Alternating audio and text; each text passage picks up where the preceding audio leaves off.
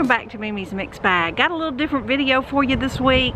We are headed out to Decatur, Alabama. We are spending 4 days at called Jay's Landing. We've got soccer tournament, so I thought it would be fun to bring you along and share some camping tips, things we're eating, fun things we do this weekend.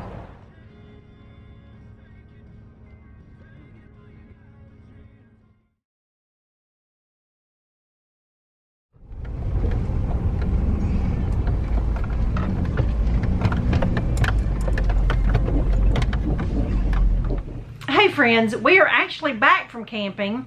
My intentions was to film everything while we were there, but we got so busy with soccer and the campground was pretty close knit and it was just nowhere for me to film outside, and so I decided just to save everything and come home and share it with you. We had a great time in Decatur, Alabama. As you can see, my face is a little sunburned from sitting out there for a couple hours both days. And the campground was called Jay's Landings. To be honest, they used some creative photography. It wasn't as nice as we've stayed before, but in first impressions were not great. However, once we got in there and looked at the bathhouse and saw, you know, the very back of the campground, it was a little nicer than what we thought. And it was fine. You know, it's just using it for some place to sleep and leave. It's fine, but it's not wilderness camping, and it's very difficult to even have a campfire. But it served its purpose while we were there. And for some of you that want to see our camper, I will put a link below. For a couple years ago, when we first upgraded to this fifth wheel, I did a little camper tour, so I will put that link down below so you can see what our camper looks like inside and out. And we have thoroughly enjoyed it. We upgraded after 10 years and have been very pleased ever since. But some of you know, have no idea what camping costs, and it just all depends on what type of camping you're doing. Of course, if you're just tent camping, you can rent a spot for like $10 or $15 in certain state parks with electric and water. Normally stay at state parks, and it's usually around $25 to $40 a night is what it costs to rent the spot. Electric and water, and sometimes sewer hookup may be $5 more. And if you don't have sewer hookup, then you just empty out before you pull out to go home. So it's super simple, not that big a deal, but we do normally tend to stay in the state parks. Those are pretty standard in all around here. So we can usually expect it to be about $30 a night to stay in a state park. Now there's all kinds of what's called RV resorts. Now that's like KOA, Margaritaville, Jellystone, those type of places. If it has the word resort on it, then you know they're going to definitely be more expensive. They have in-ground pools, they have arcades, you know, live music on the weekends. I mean, they really jazz it up, but you're definitely going to pay for it. So just keep that in mind. But if you will stick to the state parks, that's just a good rule of thumb, because you kind of know what to expect. Now, some state parks are nicer than others, but we haven't seen a big difference. The first thing I want to share with you is just a few things that we have accumulated up that are must-haves as far as our camping trips. My husband has packed away a couple things, but I'm going to put them here on the screen so you know what to look for. So I'm going to start out with the two most expensive things I want to share with you, because we've just gotten kind of spoiled to these. There's just something great that you can graduate to or buy yourself for Christmas or something like that. The first one is a Coleman lantern. It is rechargeable LED, and it's also a Bluetooth speaker. This is wonderful, 3-in-1. You don't have to worry about running out of Coleman fuel. It's super bright with it being LED, and then you have a speaker for music and things at your campsite, and it's just wonderful. The next one is our lawn chairs. You can get these at just about any sporting goods store now, and they have shocks on the back of them, and they're rocker lawn chairs, and they are so much more comfortable than a regular lawn chair, and they're about between $60 and $100. Just depends on your sporting store, but we highly recommend these rocker lawn chairs.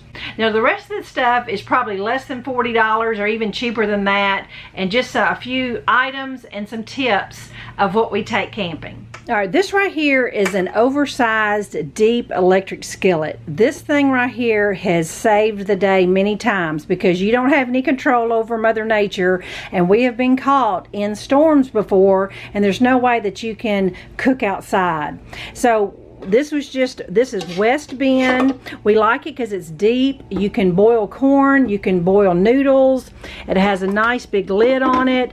You really need an electric skillet just for cooking purposes if your campfire doesn't work out. 4-piece set Ozark Trail camping dinnerware. It comes with a dinner plate, a bowl, and a coffee cup. We don't use these coffee cups, but we do keep them with us. And it comes with a knife and a fork and a spoon. But these are probably 5 years old, and you would never know it. Super durable. I think we paid about $25 a 4-piece set several years ago, but I can't stress enough, if you've got room for these, they're totally worth the investment. You don't have to worry about disposable. We do a little disposable, but we really try to wash dishes. Right, this is just a tip here, and this is whether you put it back in totes like we used to do, or you have a camper to repack. But we have what's called camping towels, camping linens, and we just keep the same thing. So as soon as we get back from camping, I immediately take my hamper in and wash everything and fold it and bring it right back to the camper. That way I know what's in there. I have dishcloths, dish towels, bath towels, everything is already packed in the totes or in your camper, so that you're not getting to the campsite and realize you forgot your bath towels. Just a good tip. I try to look for as many collapsible, space-saving things I can. This one right here is probably one of my newer purchases. This is a collapsible. I can't do it one-handed, but it just pops out, and it is a dish drainer. Super space-saving, wonderful, that just sits in the cabinet. This was from Target. Found this like during the school year when they put a lot of that dorm stuff on sale. This is just a pop-up hamper, and it just pops up like this. It will hold about 3 days worth of clothes. I keep it in the shower during the day so that it's not in our way, but then it just, you know, collapses back down to a flat little thing when I have it empty. These were from Amazon. These were just some little collapsible bowls, and they all have little snap-on lids. Here's another little collapsible bowl that great space saver, and here is just a collapsible strainer. You can find these at Walmart, all kinds of places, of course, that sell houseware stuff. Even some of the dollar stores may have some of this good collapsible stuff. I know these right here came from Amazon, and I will put the link below. Amazon pays me a penny or two for providing you the link, but it's at no extra cost to you. So the links will be down below. All right, the next thing I want to share with you is just like some of these flannel-backed tablecloths. After every holiday or something, I will go to Walmart and I can find some of these better quality tablecloths for outside at the picnic table, you know, on clearance. You know, we may have pumpkins in June, but it doesn't matter. You got them for a fraction of the cost and they're functional. That's all that matters. All right, earlier when I said about you have just your set of camping linens for the kitchen and the bath, we have our own set of camping clothes. We just keep 2 or 3 sets of camping clothes in the camper or your totes, even underwear and socks, and you're ready to go. The next thing is a set of compact games. Here in our camper, our little eating table lifts up, and that's where we store all the games. But these are just a few that I've collected. I'll find them at yard sales or Goodwill or somewhere like this. Let me just show you what we have here. We have this wooden game called Shut the Box. Some of you may be familiar with that. This is probably the biggest one, and we've had this for years, even in the old pop-up. Some of these little trivia games. This is a brand new left, right, center game we've never opened. Mad Gab, a deck of Uno cards, some regular playing cards. This is some kind of dice bowling game, a beanbag toss, and even just some of your board games. Take them out of the box, the Yahtzee score pads and the pencils and the dice. Put them in a baggie. instant space saver. And last but not least, this was just something I found thrifting, sink or swim, you know, just something to pass the time and entertain the kids and don't take up a lot of space. All right, I also want to share with you a couple outdoor games that we always carry with us. Now, this is strictly for someone who has the extra room, and that is this box game that I will link below, and it's a washer game, very much like horseshoes. And then we always carry a smaller outdoor version of cornhole. Now, we also have a fun foldable hammock that folds up about the size of a soccer ball, and that's great if you have trees at your campsite. It works great. And last but not least, I meant to add this to the higher end things. This is a Coleman electric cooler that plugs into your cigarette lighter. This is wonderful whether you're camping or not, for road snacks, just extra refrigerator space. We just couldn't manage without it. We've gotten so used to having this for many years. But you can usually catch it on sale for about $100. So these are just some items that we consider must-haves when we take camping to make our trip much more enjoyable and fun for the kids and everybody. So next I want to share with you just some highlights from our trip, where we stayed, a few of our meals, and the soccer tournament. Thanks for watching, and I'll be back in a few days. Bye-bye. This was our view from our camper, long, narrow campground along the Tennessee River called Jay's Landing.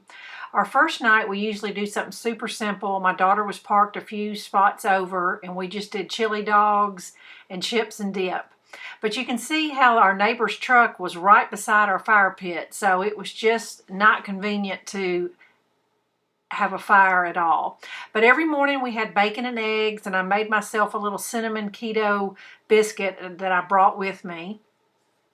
And this is the soccer fields in Decatur, Alabama. Super nice and very well kept. We had the afternoons free pretty much, and so we all went thrifting for a couple hours every day. Found some good items, and I'll share with you at the end of the month. But with being from Memphis, we wanted to try out the 5-year winner of the Memphis in May barbecue contest, and this was Big Bob Gibson's Barbecue. We knew it was there, and we definitely wanted to try it and see what the rave was all about. So I stayed faithful and keto, and I had myself a barbecue salad. We had a great time, and I'm proud to say the girls won 3 out of 4 games and brought home a second place medal.